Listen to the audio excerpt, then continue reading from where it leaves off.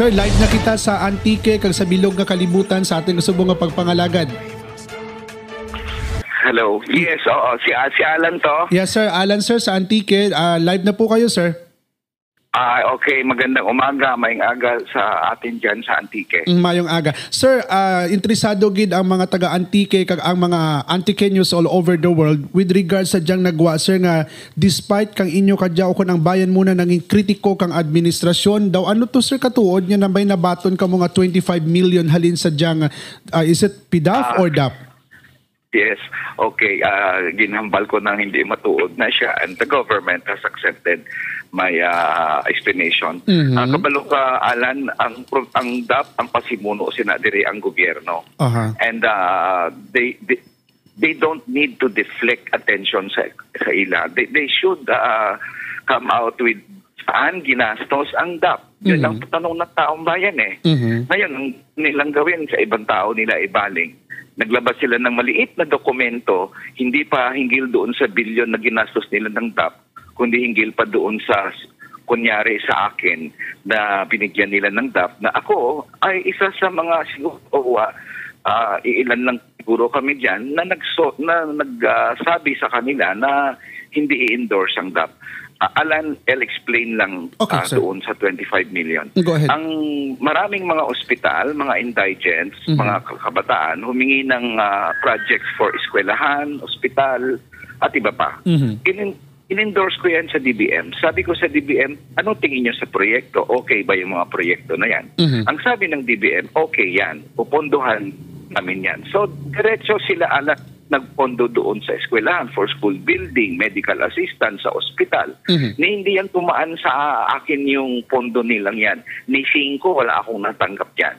Kaya lang, nung lumabas na itong DAP at nasabi na may DAP pala at masama, tinignan ko yung mga pondo na binibigay nila doon sa mga proyektong yon at napansin ko na medyo hindi normal ang pinagmulan. Ang nakalagay doon, continuing appropriations. Hindi nila sinasabing DAP, pero nagduda ako na DAP, Alan. So, nagduda akong DAP. Sumulat ako sa DBM, sumulat ako sa mga ahensya. Ang sabi ko, alam nyo, may prinsipyado akong posisyon laban sa DAP. Ngayon, nagdududa ako na pinagkuha nyo ang pondo para dun sa mga proyektong yon mula sa DAP. So, I'm very sorry. Hindi ko alam kung DAP talaga ito. Pero para naman hindi ma-safe tayo, gusto kong i-withdraw ang pag-endorse ko sa mga proyektong yon. So, ako pa yung nagsabi na I'm withdrawing kasi I'm suspecting it's DAP. So, hindi totoo yung nilabas ng Malacanang na may pumunta sa aking pera at may pumunta sa aking mga DAP funds, no? And in fact, that very day I saw in the media yesterday na nagsabi si Secretary Edwin Lasierda na I know Congressman Colmenares is a very principled person. So I guess that's the admission of Malacanang na hindi nila pwedeng shatter ang aking credibility by imputing me na parang as if kapareho ako nila na nagwaldas ng DAP. It's a good thing sir na istorya tayo ikaw sa kanginan because a mere simple headline could somehow makapatalang bala sir kang mga taga-Antique sa mga katawan nga ti syempre every now and then ay na-interview tayo ikaw and I know how critic you are, no? How vocal ang imo kaya nga pagpamalabag no sa may PDAF. Sir, pero Alan, yes, I just like to add lang. Ang parang ang buot silingon sing Malacanang amo ini. Parang nga anggas criticize ka sang DAP, balik nag-agi man ang DAP sa imo. Presuming Alan, presuming nga nabalaan ko nga DAP inisad to, bago pa man nagdeklara Korte Supremang unconstitutional ang DAP. Kung nabalaan ko nang subong malain ng DAP, I still have the right to criticize, no? Yeah. Ang feeling ko sa ila, what if isa ka amay, ang iyang nga bata ginpa-eskwela sang scholarship sa DAP. Sang nabalaan niya na nga malain ng DAP, ginkondenar niya ang DAP. Nagsiling siya nga, hindi na siya husto. Do we call the father hypocrite? Hambalon natin sa tatay nga, ginpa-scholar ang bata mo sing una, ang DAP, so birahon mo na ang DAP, hipokrito ka. Of course, we cannot call the father that. Gusto ang posisyon niya eh. In fact, ang sala nga posisyon, Alan, nabalaan sang tatay nga malain ng DAP, suportahan niya mangyapon ang DAP, kaya ginpa-eskwela ang bata niya. Ina medyo, amo na siyang sala nga posisyon. So silingan namon sa Malacanang, nga si Butch Abad, kagang Hayat 10, nagsaylo sing una sa oposisyon sa panahon ni Gloria Arroyo. Did we call them hypocrites? Did we say to Butch Abad and Hayat 10 and Dinky Suliman, oh, hypocrites ka mo. Sing una, cabinet members ka mo ni Gloria Arroyo, subong nagsaylo ka mo sa amon na oposisyon.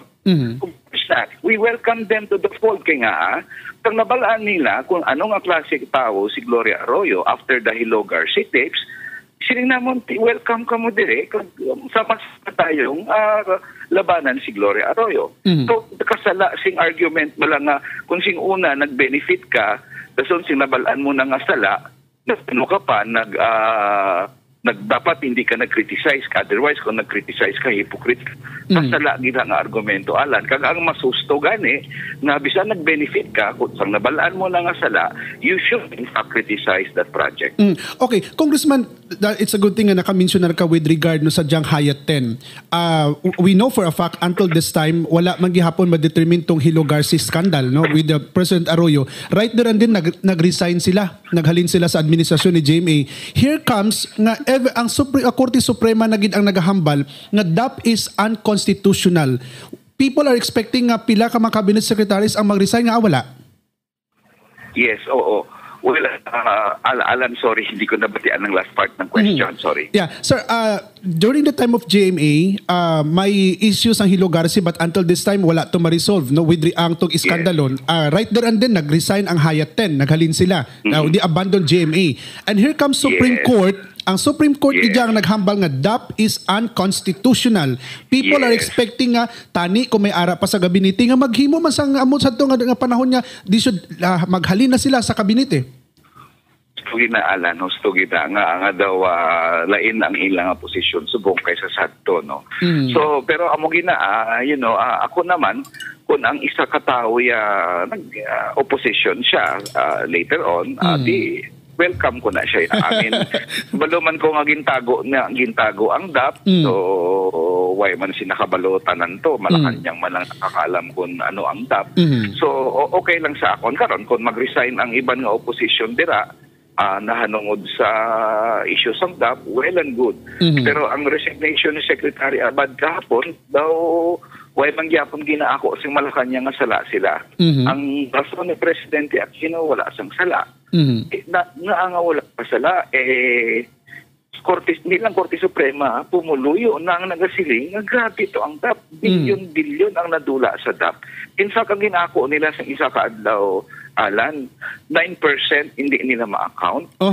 Okay na siya. Okay na ang hindi mo ma-account ang 9%. Pila ang 9%, Alan, sa 142 billion nga DAP. Kaya ang DAP ginakot na kanyang 142 billion, although ang duda sing kadamaan, pwede maglabot sa 500 billion. Pero sige na, 142 billion na lang. Pila ang 9% sing 142 billion? It's about 13 billion pesos. Mas dako pa sa Napoles, 10 billion pesos kam. Tinano nga istinasyon na siya. Ang kwarta, kita kwarta di nga daw gagamay lang sa inyo sa 13 billion. How? Why ko kapati, Alan, nga ang 91% nga siling nila ma-account nila, wala dira singin kawat. Duda na ko, Alan, di nila ma-account ang 91%, amo na nga wala nila ginapagwa na subo nga mga datos. Kay gaduda ang mga tao nga basi ginahilot dala nila ang mga dokumento.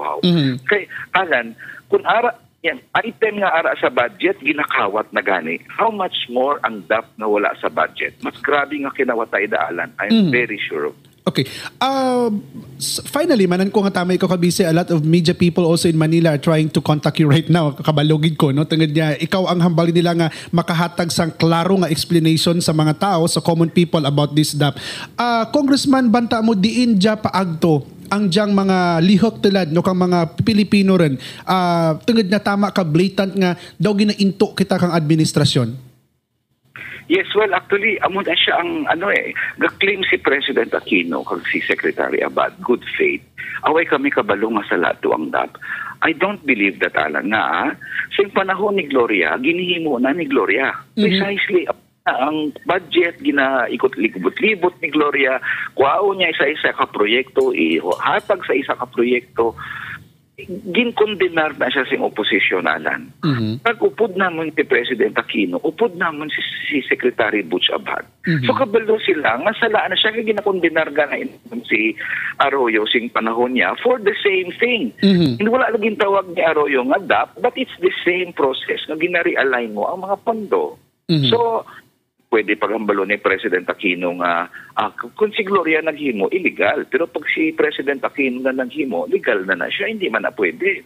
Ikaduha, Alan, nag-file siya, sang senador siya, nag-file siya sang bill, Senate Bill 3121, nga nagasiling, precisely, Gloria Arroyo, hindi mo pwede pag ilibot-libuton ang pondo, kaya may mabudlay na siya pangitaon. Precisely siling niya kay Gloria, kung gusto mo i-impound ang budget, pag i-realign, kadto ka anay sa Kongreso, kag magpaalam. So, hindi ko maintindihan. So, masiling silang, abi ko anay, white ko sala. Kabalugin sila kamay sala. In fact, President Aquino has a bill precisely criminalizing, illegalizing DAP. So, I don't accept their good faith defense.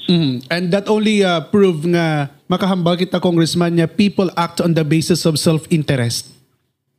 Yes, muna siya ang malain sa mga public officials naton kay wala sila nagapungko sa gobyerno para iduso ang interes ng pumuluyo, kundi iduso ang personal nga interes. Wala sila nagapungko sa gobyerno para dalon ang tingog sa pumuluyo sa gobyerno. Amo na tema sa gobyerno, Alan, ng tawabala. Kung magsaka ang presyo sa kuryente, diin maampin ang ERC. Ang hambalon sa ERC, normal na siyang presyo sa kuryente nga mataas kay nagmalampay. Down mo. Pag magsaka presyo sa gasolina, normal na siya magsaka siling sang DOE. Kasi nagsaka ang world process sa oil. Kung magmahal ang bugas, masiling ang Department of Agriculture, normal lang na siya kay lingmas mo, wala ani. Yun nga, naman ka mga klase ang gobyerno man, naagadampig ka mo sa Meralco, sa Caltex, sa Petron, sa Shell, sa nagko ng mga rice traders. Abi, once in your life, diri man sa pumuluyo ang dampig nyo. Hambalaman, abi nga, pag nagsaka ang presyo sa bugas, imbestigahan binamon kaya daw alang-alang niyang prolantaw naman. Wala, that's the best thing government should. Hindi kayo justify pa nga lean months. Kaya mo man siya sa DAP, ni siya, normal ni ginahimo na ni siyang mga presidente sing una. So, okay lang na siya, nga libot-libuto na mo ng kwarta, madulaan ka mo pila ka bilyon, normal lang na siya. That's not the kind of government we want. Okay, and of course, that would also address man sa atin mga ordinaryo nga katawhan niya, hindi sa na magpadara-dara sa mga influensya kang diyang mga powers that be, kang mga, hamba natin, nagaharing uri, no? Nga mas madali kita ma-influensya because of their control, no? Both on media. It's a good thing na may mga mainstream media to balance the news. Congressman, thank you so much for the time. Madaming salamat, Alan.